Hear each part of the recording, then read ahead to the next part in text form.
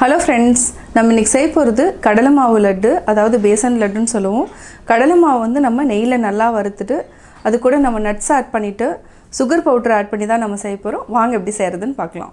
தேவையான பொருட்கள், நம்ம 2 கப் கடலை மாவு எடுத்துக்கலாம். இதில் வந்து பாதி 1 கப் வந்து நம்ம சுகர் எடுத்துக்கலாம். சுகர் வந்து நம்ம பொடி பண்ணி வச்சுக்கலாம். இதுக்கு வந்து ஒரு 20 முந்திரியை நான் பொடி பண்ணி வச்சுருக்கேன். 30 ml கீ எடுத்திருக்கேன். இது கூட நம்ம இன்னும் 2 டேபிள் ஸ்பூன் எக்ஸ்ட்ரா ஆட் பண்ணிக்கலாம். வாங்க எப்படி செய்கிறதுன்னு பார்க்கலாம்.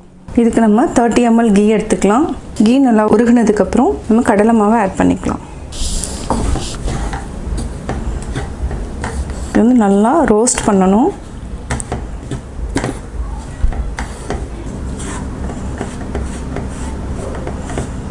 நல்லா கட்டி இல்லாமல் கலக்கி விடுங்க.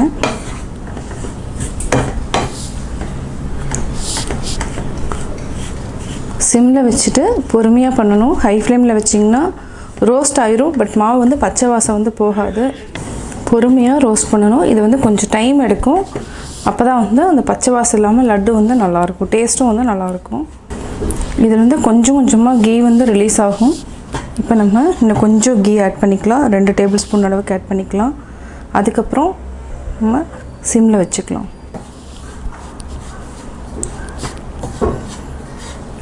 கட்டி இல்லாமல் நல்லா மிக்ஸ் பண்ணிக்கோங்க.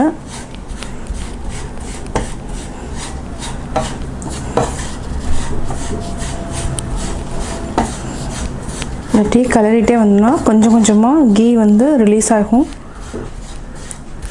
இது பார்த்திங்கன்னா கட்டி நிறையா இருக்குது. இதை அப்படியே எடுத்து விட்டுருங்க.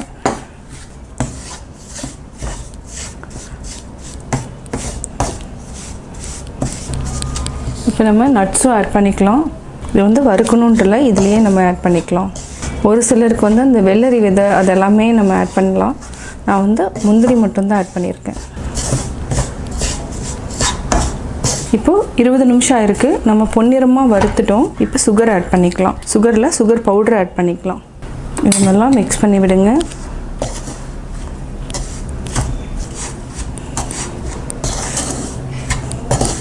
சுகர் நம்ம பவுடர் மிக்ஸ் பண்ணிட்டோம். இது கொஞ்சம் ஆறுனதுக்கப்புறம் நம்ம ஒரே ஒரு டேபிள் ஸ்பூன் நெய் விட்டு உருண்டை பிடிச்சிக்கலாம். கொஞ்சம் ஆறணும், கையில் பிடிக்க முடியாது.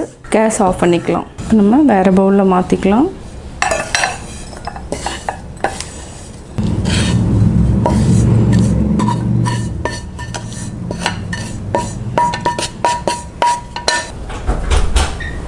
இப்போது கொஞ்சம் லைட்டாக சூடு இருக்குது. இதுலேயே வந்து நம்ம உருண்டை பிடிச்சிக்கலாம். நம்மளுக்கு எந்த சைஸ் வேணுமோ அந்த சைஸில் நம்ம உருண்டை பிடிச்சிக்கலாம்.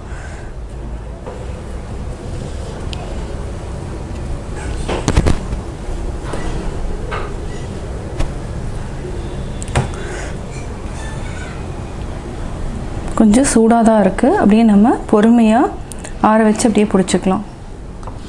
நான் வந்து ஒரு ஸ்பூன் அளவு எடுத்து நான் பிடிச்சிட்ருக்கேன்.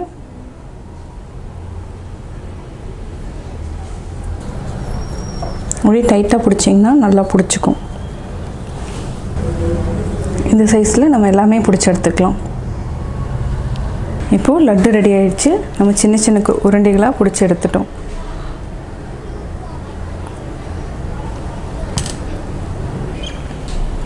Passion laddu ready.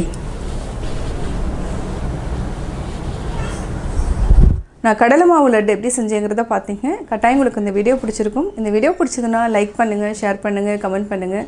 மறக்காமல் பெபிள்ஸ் தமிழ் சேனலை சப்ஸ்கிரைப் பண்ணுங்கள்.